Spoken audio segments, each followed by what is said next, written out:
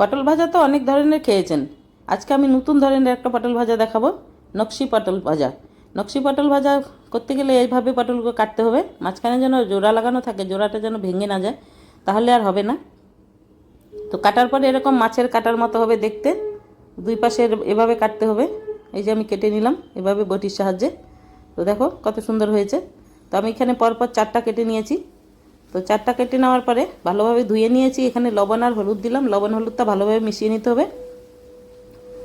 মিশিয়ে নিয়ে ভালোভাবে লবণটা যেন মিশে যায়, হলুদটা যেন মিশে যায়, মিশিয়ে নিয়ে তারপরে এখানে গ্যাস জ্বালাবো। তো ভালোভাবে মিশিয়ে নিলাম, মিশিয়ে নিয়ে গ্যাস জ্বালালাম, গ্যাস জ্বালিয়ে কড়াই বসালাম, কড়াই বসিয়ে তেল দিলাম। তেল দেওয়ার পরে তেলটা গরম হলে পটলগুলো এই যে এভাবে ভেজে নিলাম। উল্টাপাল্টা করে ভালোভাবে ভাজতে হবে।